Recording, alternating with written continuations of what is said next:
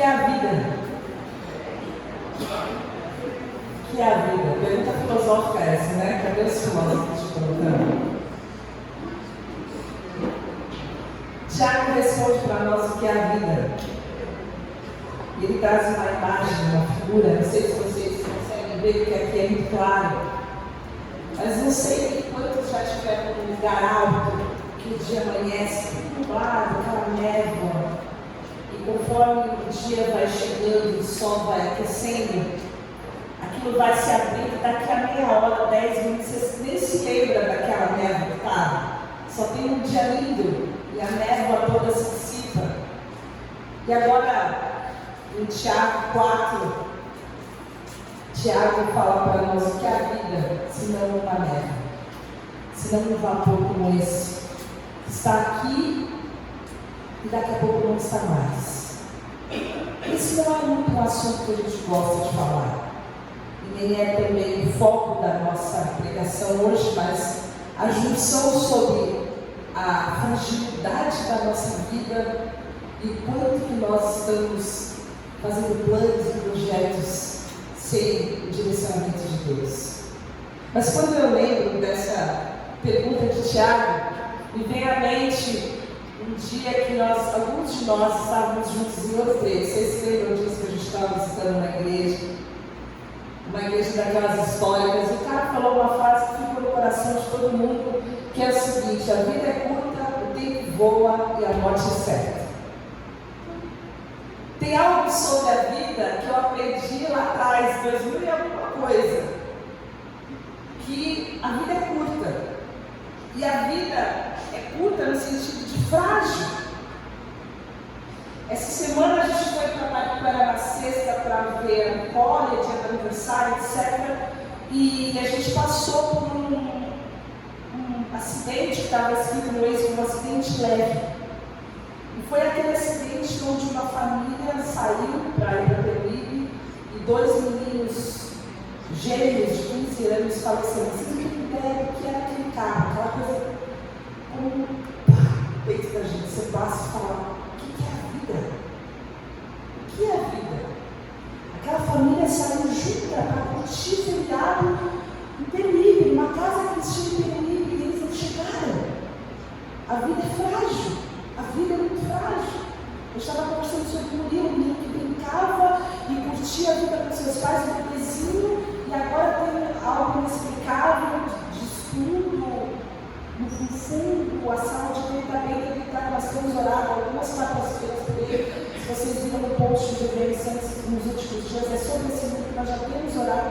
É a amiga da Carol, filha da Edna, passando por uma situação terrível, uma criança com algo que a medicina não consegue resolver. A vida é frágil. A gente está bem aqui e daqui a pouco a gente fica mais. O tempo voa. Eu não sei, mas a gente está ficando mais velho e o dia vai passando mais rápido, mas é por causa da proporcionalidade, tem uma explicação científica para isso. Mas parece que foi ontem que eu pus a primeira calça jeans da Luísa, eu estava com calça jeans desse tamanho assim que é. Depois fui na formatura do prezinho, que mãe é uma coisa, né? Forma no pé, forma no palestra, tudo é formatura para mim. E aí ontem eu estava na formatura do ensino superior, o tempo voa. Aquilo que é a nossa preocupação hoje, você vê que daqui a pouco já é outra, diferente. Sem preocupação a gente não vive. Mas o tempo voa e a morte é certa. E tem um sujeito, o nome dele é George Bernard Shaw, e ele teve uma observação fantástica, que as estatísticas sobre a morte são impressionantes. Uma a cada pessoa morre. Se tem uma coisa que você tem certeza dessa vida, é da morte. Eu não tenho pena, porque Jesus pode voltar a qualquer momento. Se vocês quiserem passar essa estatística aí para vocês, Jesus pode vir a qualquer momento. Até segunda hora eu estou esperando ele chegar. Vou ficar por aqui até ele chegar. Mas a morte é certa. A gente sabe disso, mas a questão é que a gente vive como se a morte não fosse certa.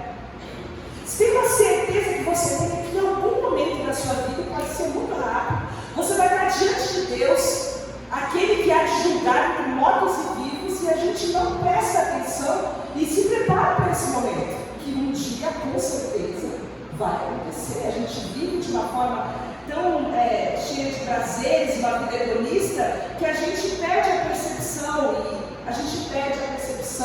de que a vida é curta, de que o tempo voa, de que a morte é certa, quando a gente começa a fazer também os nossos planos.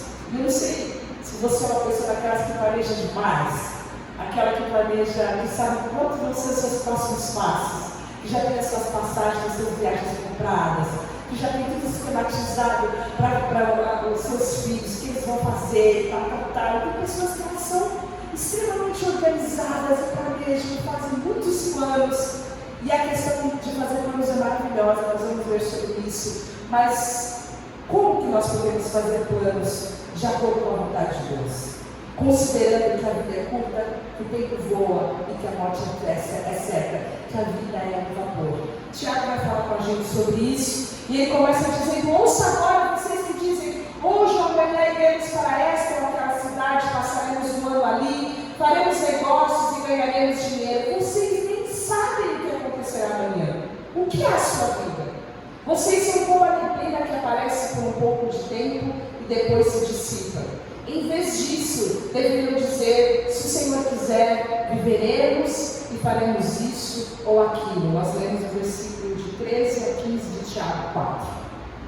E aqui Tiago fala para a gente que a vida, o que é a vida? A vida é como uma névoa, é como uma neblina. Na sua versão talvez diga: a vida é como um vapor.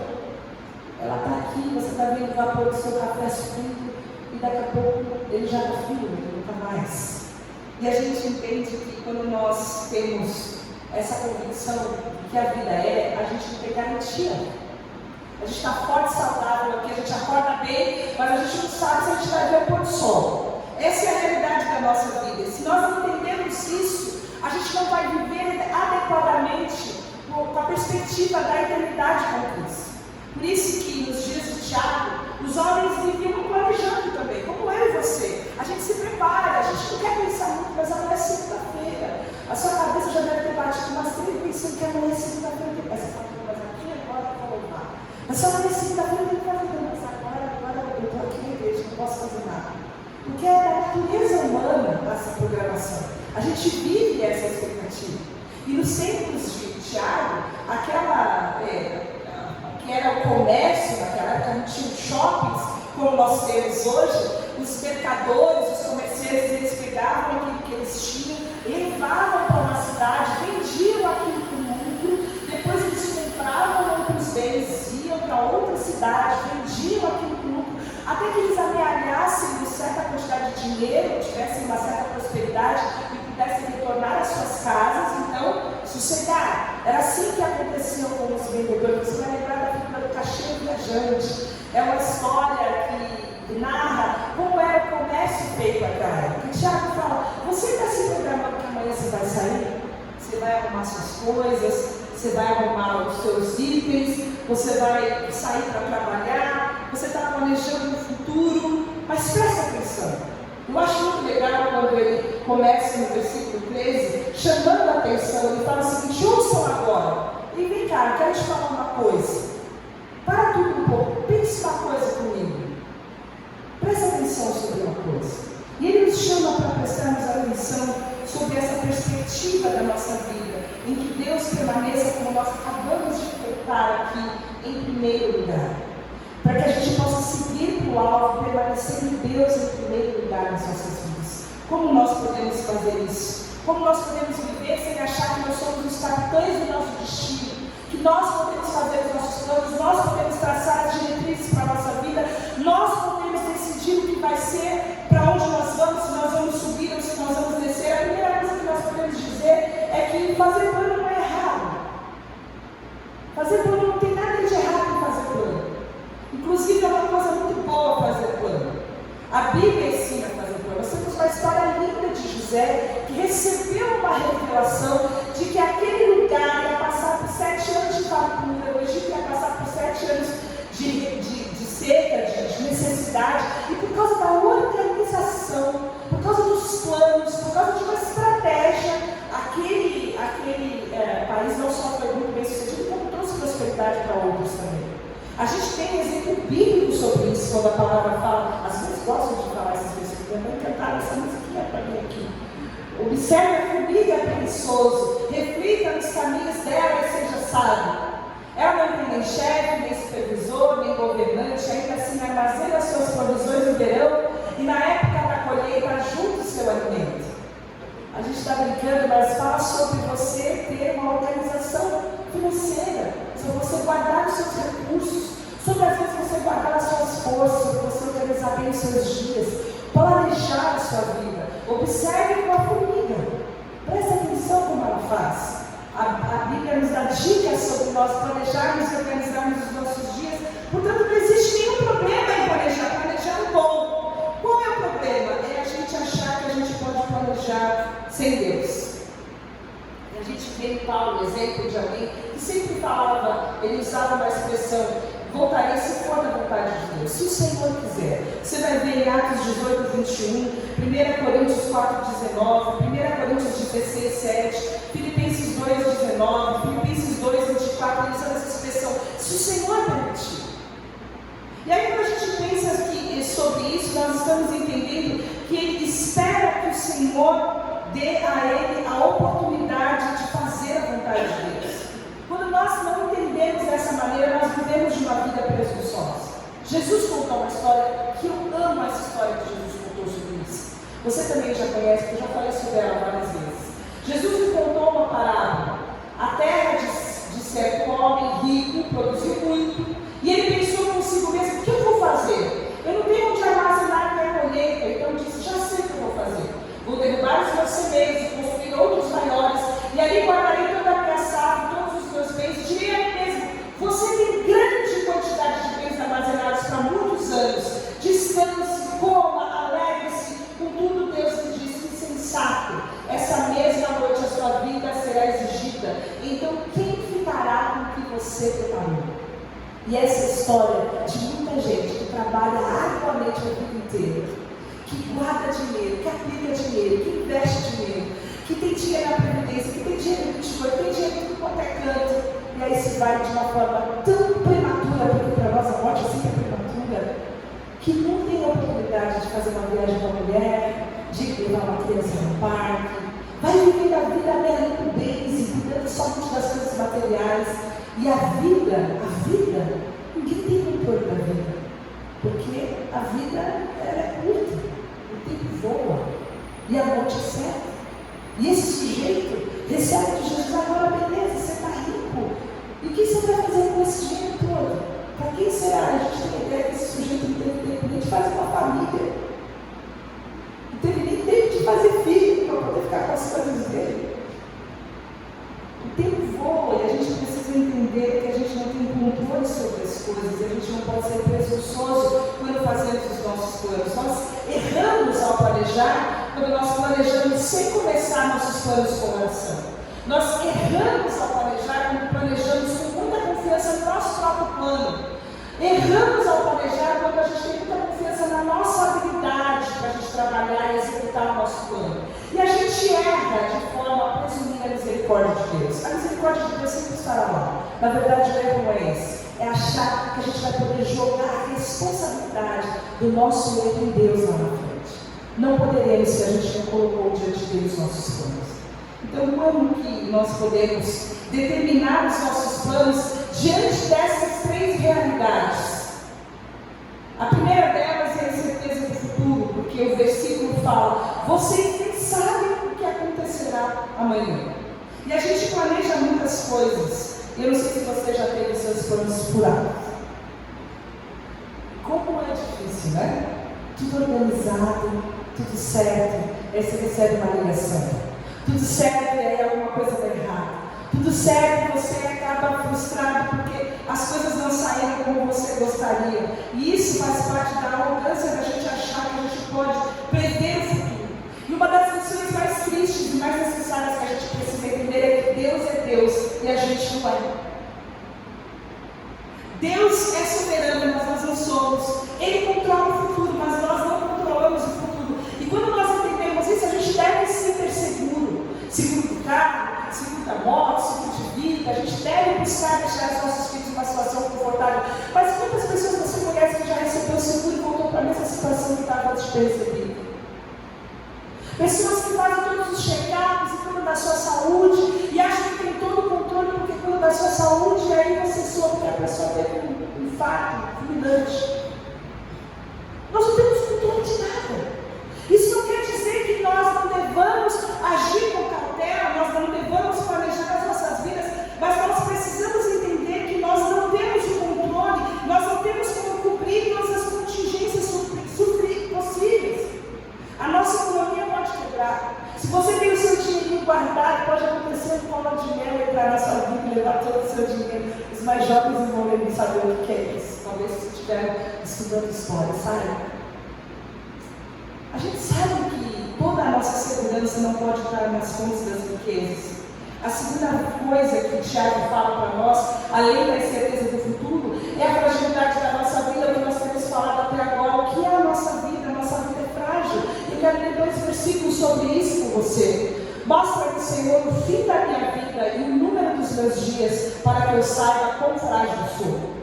Deste aos meus dias o comprimento de um palmo, e a duração da minha vida é nada diante de ti. De fato, o homem não passa de um sopro. Sim, cada um vai e volta como a sombra. Então, em vão se agita, amontoando riqueza, sem saber quem ficará com ela. Mas agora, Senhor, que hei de esperar? A minha esperança está em ti.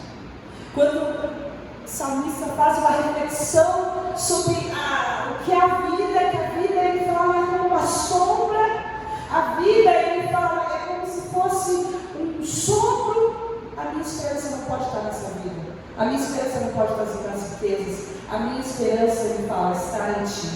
Outro versículo que, de Salmos também, Salmo 90, fala: os anos da nossa vida chegam a 70 ou 80 para se ter mais vigor. Entretanto, são anos difíceis e cheios de sofrimento, pois a vida passa depressa e nós voamos. Ensina-nos a contar os nossos dias, para que o nosso coração alcance sabedoria. Quando nós chegamos diante da fragilidade da nossa vida, nós precisamos agir com sabedoria.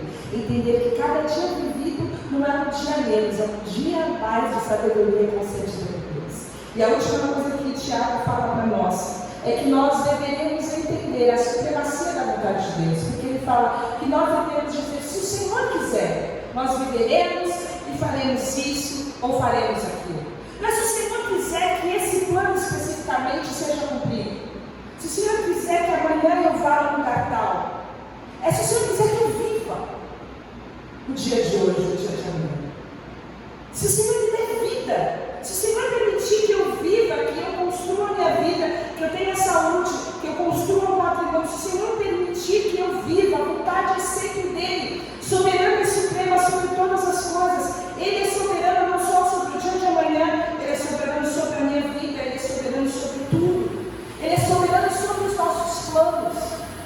Por isso que o texto de Jeremias traz para nós como um bálsamo, porque ele fala: porque sou eu quem conheço os planos que tenho para você, diz o Senhor.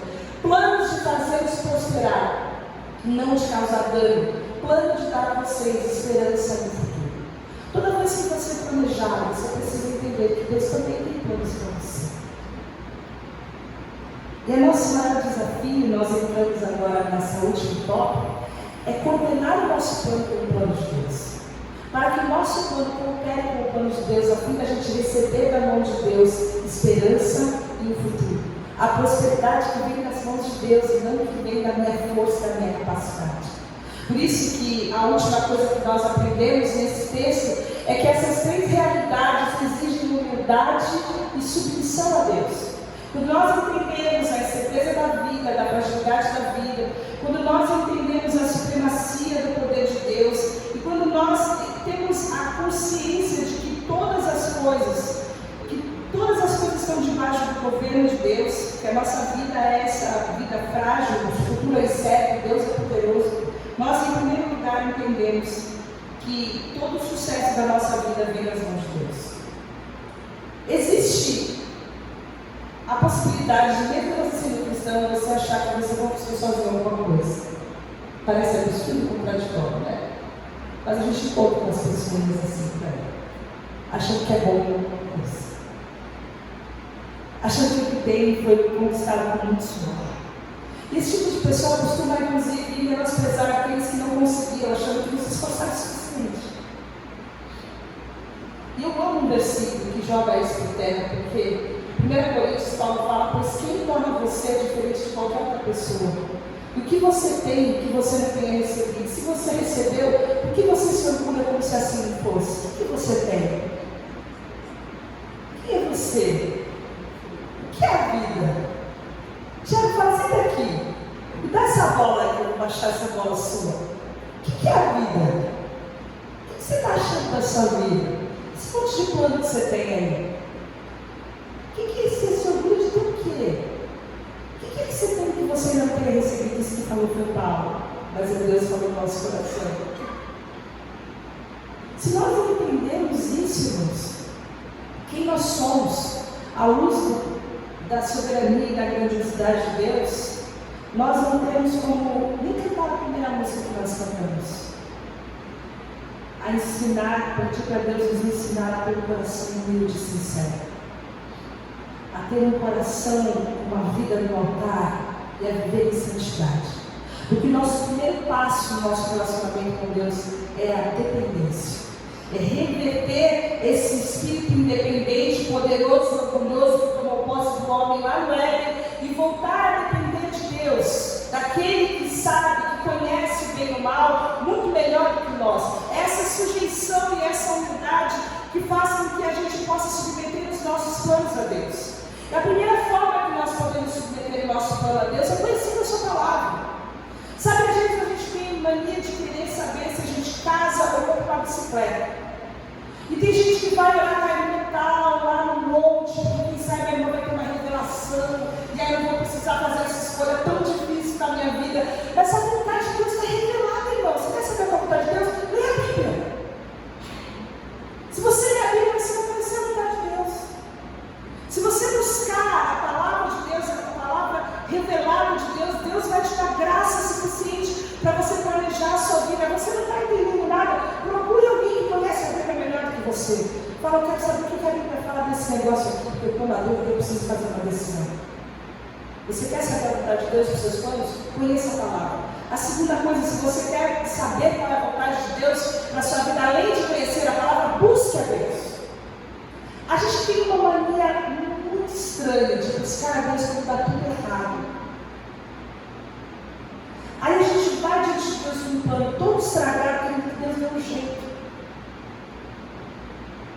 Não é muito mais fácil você colocar isso diante de Deus desde o começo? Salmos fala o seguinte: como podemos submeter? Salmos fala o seguinte: se não for o Senhor o construtor da casa, será inútil trabalhar na construção. Se não é o Senhor quem vigia a cidade, será inútil a sentinela montar guarda. Se não é o Senhor a cuidar da sua vida, é inútil todo o seu trabalho. Esse é um conceito de dependência e de humildade diante de Deus. Se o Senhor não te capacitar, pode ser que o seu sucesso não seja o que traz um futuro de paz e prosperidade, como diz Jeremias. Você pode ser que não esteja vivendo na dimensão do que o Espírito Santo tem, gerando na sua vida, te capacitando, porque você não está se sujeitando ao governo do Senhor na sua vida. Então precisamos, além de trazer o conhecimento da palavra de Deus, e submeter a palavra de Deus, colocar os nossos planos em oração, entendendo que ao confiar no Senhor de todo o nosso coração, nós não precisamos nos segurar, nos sustentar, nos estribar no nosso próprio entendimento. Nós colocamos os nossos caminhos diante de Deus e Ele direita as nossas veredas. Confia, lança diante de Deus o teu caminho, confia nele, e mais Ele fará. Confia no Senhor. A terceira coisa é que nós devemos aprender a buscar os interesses de Deus em primeiro lugar dos nossos planos. Tarsis leu no esboço do Espírito de essas coisas. Nós precisamos aprender, irmãos, que Deus deve ter o primeiro lugar na nossa vida. E você vai se cansar de ouvir eu falar isso, mas eu não vou cansar de falar. Porque existe um único lugar que Deus pode estar, é sentado no trono, Ele é o nosso Senhor. Tudo na nossa vida deve orientar em torno de Jesus. Jesus deve ser o centro da nossa vida. Todas as nossas escolhas planos de Deus, da vontade de Deus.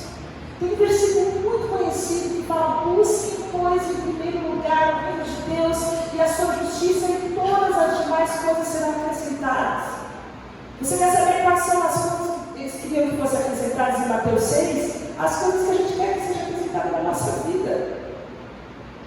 Eles estavam preocupados com o que eles iam comer, o que eles iam vestir. E aí Jesus fala assim: busca Deus.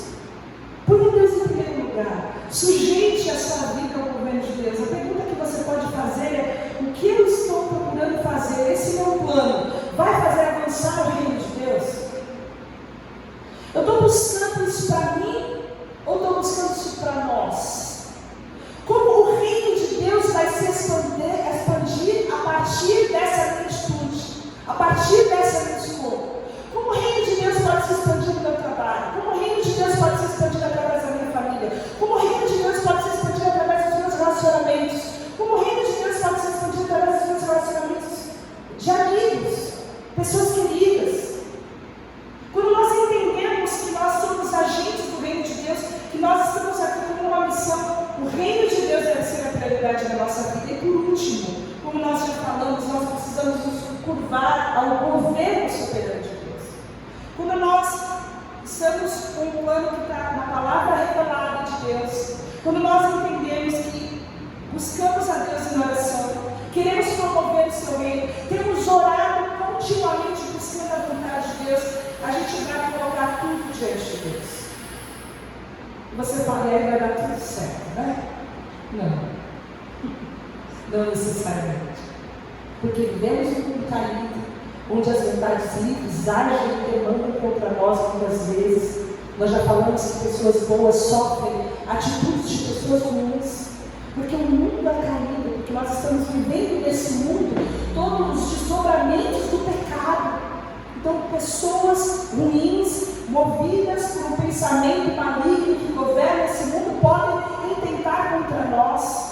E outras vezes, porque Deus, o Pai amoroso, que disciplina os filhos que ama, traz para nós um plano que dá todo estragado para a gente se voltar e buscar Ele no final, já que a gente não tinha buscado Ele no começo.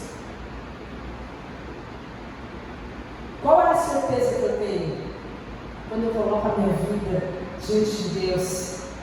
A certeza que eu tenho é que o coração do homem pode fazer planos, mas a resposta certa nos lábios vem do Senhor. Você pode escolher os seus planos, e eu espero que eles sejam bem-sucedidos. Mas você pode alinhar os seus planos com a vontade do Senhor. Você pode buscar a resposta certa que vem dos lábios do Senhor.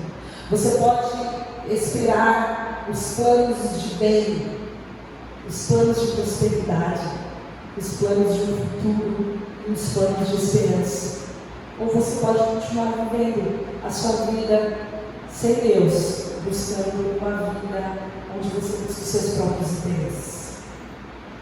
Quanto que Deus tem sido glorificado com as nossas escolhas? Como o reino de Deus tem sido expandido a partir do planejamento dos nossos planos? Essa é a pergunta de Tiago. Vocês estão planejando a vida de vocês? O que é a vida? A vida é frágil. O dia de amanhã não é um dia certo. E Deus é soberano sobre todas as coisas. A vida é frágil. O amanhã ninguém conhece. Mas podemos confiar naquele que tem sempre a resposta certa. Confia no Senhor. Nós falamos na quarta-feira que confiar e descansar no Senhor é um dos maiores desafios da vida cristã. Quando a gente fala confia no Senhor, não existe uma banalização disso. A gente sabe como isso é difícil. Principalmente dependendo do momento que você está vivendo, onde você reconhece que você não tem absolutamente controle de nada. Você gostaria que as coisas ao seu redor fossem absolutamente diferentes. Se você olha para a sua vida hoje, você fala: mas não foi essa a vida que eu planejei. Não era aqui que eu queria estar. O que aconteceu para eu chegar aqui? Essa é uma reflexão que todo mundo depois dos 45 vai fazer. Deve fazer de novo aos 60 e aos 70. Nós precisamos colocar as nossas vidas diante daquele que pode todas as coisas, entregar controle nas mãos daquele que tem a resposta certa. É o convite, irmãos. Tiago faz um convite. Confia no Senhor. Deixa sua prepotência, sua arrogância, entrega o seu caminho ao Senhor. Confia nele e mais o que falar. Você vai se lembrar de outros inúmeros planos que deram errado. E eu tenho certeza que cada um de vocês pode dar um testemunho desse. E que na esquina ali tinha um negócio muito melhor te esperando. Que aquele negócio, se aquele negócio não tivesse dado errado, você não ia poder gozar da bênção maravilhosa que Deus estava te preparando. Confiar no Senhor é a maior aventura que o Espírito Santo nos leva. E é o meu convite para você nessa manhã. Principalmente para você que gostaria de ter controle de tantas coisas que estão acontecendo com você, mas você não tem. Confia que o Senhor poderoso é o Deus fiel, é o Deus bondoso, é o Deus amoroso, que bondade e misericórdia vão nos seguir todos os dias, até a consumação dos séculos. Vamos orar. Obrigada, Senhor. Obrigada pela tua bondade. Obrigada porque o Senhor permanece fiel, mesmo quando nós somos orgulhosos e prepotentes, mesmo quando buscamos a nossa vontade, antes da tua vontade, mesmo quando deixamos de questionar e perguntar se as nossas atitudes estão dentro dos teus planos, se nós glorificamos o teu nome para a nossa vida. Mas a tua palavra nos chama, nos convida a nós entregarmos a nossa vida para que o Senhor tenha a preeminência, para que o Senhor tenha a prioridade, para que o Senhor seja rei, para que o Senhor, com a tua soberania e supremacia, governe sobre as nossas vidas. Eu quero colocar cada família diante de ti, cada pai de família aqui, que está como cabeça das suas famílias, da sua esposa, dos seus filhos, e aqueles que não estão, mas que estão representados por suas famílias, para que o Senhor possa trazer a Deus da tua graça, da tua sabedoria, para que o Senhor traga amor, para que o Senhor traga a firmeza necessária, para que eles possam confiar e buscar o Senhor. Quero colocar, Deus, as pessoas que precisam de ti. O Senhor sabe quantas situações fugiram do controle e nós estamos à deriva, dependendo absolutamente da tua bondade, da tua misericórdia e do teu milagre. E nós sabemos que se nós tivermos um coração humilde, um coração sincero, se nós tivermos a nossa vida no altar, os céus irão se abrir e o milagre vai acontecer. Essa é a tua palavra para nós nessa manhã. E nós recebemos a tua palavra, sabendo que o Senhor é poderoso para fazer proezas entre nós. Nós declaramos isso com fé, Senhor, e eu peço que o Senhor faça isso na vida de cada pessoa, em cada situação de doença, em cada situação de necessidade. Que o Senhor faça proezas, porque humildemente nós colocamos a nossa vida diante de ti, clamando ao Deus que tem planos de paz, que tem planos de bem, que tem a resposta certa para as nossas dúvidas, que tem a resposta certa para as nossas angústias. Nós colocamos o nosso amanhã nas tuas mãos, porque sabemos que podemos confiar no Deus de amor e no Deus de misericórdia, e a nossa vida está absolutamente entregue diante de ti, para que ela seja vivida com intensidade na tua vontade. Eu peço a Deus que o Senhor possa nos abençoar, que essa palavra encontre um lugar para criar raízes em nosso coração, para que possamos confiar e descansar no Senhor e colocar todos os nossos planos submetidos humildemente à tua vontade, ao teu querer, ao teu parecer, para que a nossa vida possa estar alinhada à tua vontade sempre, ao meu pedido, no nome de Jesus. Amém.